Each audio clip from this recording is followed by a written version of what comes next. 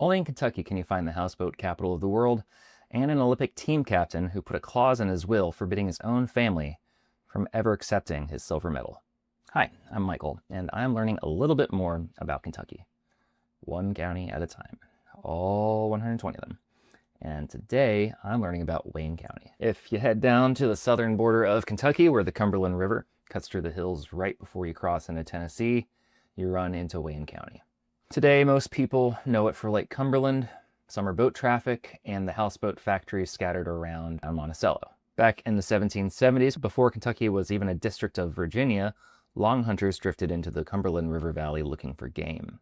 In 1775, a hunter named Benjamin Price built a log cabin near Mill Springs. It became known as Price's Station, making it one of the first settlements anywhere in Kentucky.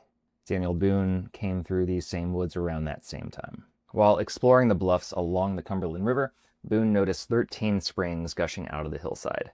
And so he told early travelers that someone ought to build a watermill there one day because the water flow never quit.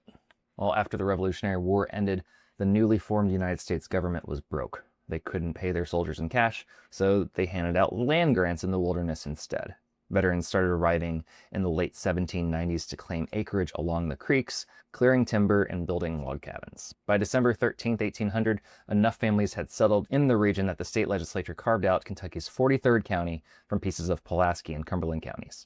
They named it after General Mad Anthony Wayne, the Revolutionary War officer whose victory at the Battle of Fallen Timbers 6 years earlier had opened up Kentucky to settlement. That same year, a 15-year-old named Micah Tall moved in and was appointed county court clerk. The local trustees tasked a veteran named Joshua Jones with surveying land to lay out a county seat, and Tall had the honor of naming it. And since Thomas Jefferson had just been elected president, Tall named the town Monticello, after Jefferson's estate in Virginia. Tall later fought in the War of 1812, got elected to Congress, and practiced law in town for decades. In those early days, public education was practically non-existent, at least in the hills. The first recorded school opened around 1800 in a log hut run by a wheelwright who happened to own a small trunk of books. When the county finally organized a public school system in 1843, they built 16 one-room schoolhouses scattered across the hollers. Textbooks were so rare that kids learned to read out of whatever their parents had lying around, usually the family Bible. The frontier culture in early Wayne County produced people whose stories reached far beyond the Cumberland Valley.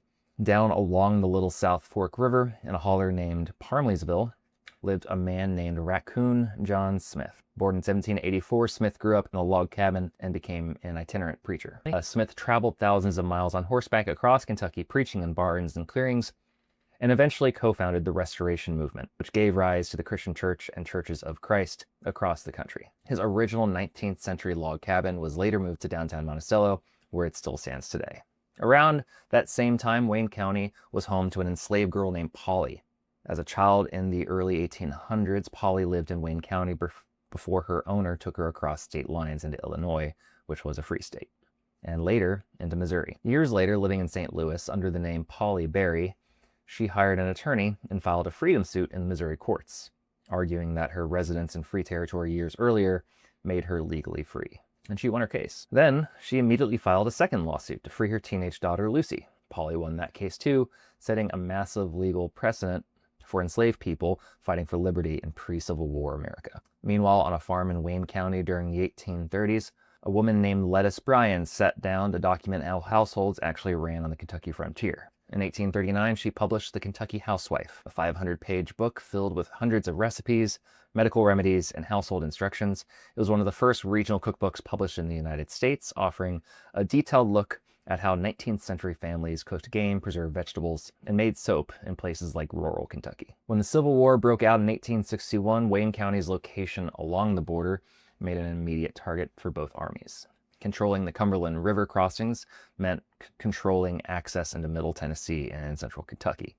In late 1861, Confederate Brigadier General Felix Zollicoffer brought thousands of troops into Wayne County to guard the river ford at Mill Springs, setting up headquarters at local homes along the river. Zollicoffer fortified the southern bank of the Cumberland River, but then made a risky decision. He crossed his troops over to the north bank at Beech Grove, putting his back against a swollen river. And when Union General George H. Thomas marched south to eliminate the Confederate force, Zollicoffer decided to attack first before Thomas could concentrate his own army. On the morning of January 19, 1862, the Battle of Mill Springs began in a pouring rainstorm. Fog and gun smoke hung low over the ravines, reducing visibility to almost zero. Soldiers were using old flintlock muskets, and as the rain soaked their powder, many guns failed to fire. General Zollicoffer, wearing a white rubber raincoat over his uniform, rode out into the brush to check his lines. And through the fog, he spotted a group of soldiers clad in blue coats and mistook them for his own Mississippi regiment. Well, Zollicoffer rode right up to Union Colonel Speed S. Fry of the 4th Kentucky Infantry and ordered him to stop firing. Colonel Fry turned his horse, saw Zollicoffer's uniform through his unbuttoned raincoat, drew his pistol, and opened fire. Other Union soldiers unleashed a volley. Zollicoffer was killed instantly, and when word spread that their commander was dead, panic swept through the Confederate ranks. The southern line broke, and troops retreated in confusion back toward the Cumberland River, leaving behind their artillery, horses, and wagons. The Battle of Mill Springs was a Confederate defeat that gave Abraham Lincoln and the Union Army its first major victory of the Civil War, shattering the Confederate defensive line in eastern Kentucky. In a footnote to that battle, the Confederate Provisional Government of Kentucky, operating on the run, by the way, was so grieved by the general's death that in the winter of 1861, they passed an act attempting to rename Wayne County as Zollicoffer County. Obviously, the change was never recognized by the real state government in Frankfort. 15 years after the Civil War ended, Daniel Boone's prediction about the water power at Mill Springs came true. In 1877, a water mill was built at the base of the bluff where those 13 springs flowed down toward the Cumberland River. In 1907, the mill's owners installed a 40-foot iron overshot water wheel powered continuously by the rushing spring water. Today, that wheel remains one of the largest operating water wheels on the planet, grinding corn at Mill Springs Park just as it did a century ago. As the 19th century gave way to the 20th, Wayne County experienced an oil boom. In the 1880s, drillers struck petroleum in the Elk Spring Valley outside Monticello, and a second boom hit in the 1920s, bringing refineries, pipelines, and wealth to rural landowners who had been farming for generations. The county was also producing leaders who helped shape national policy. Shelby Moore Cullom, who spent his early childhood in Wayne County, went on to become governor of Illinois and served 30 years in the U.S. Senate, where he authored the Interstate Commerce Act of 1887, creating the first federal regulatory agency in American history. Decades later, Congressman Hal Rogers was born in the Wayne County community of Barrier. Rogers went on to serve in the U.S. House of Representatives for over 40 years, becoming one of the longest-serving lawmakers in Kentucky history.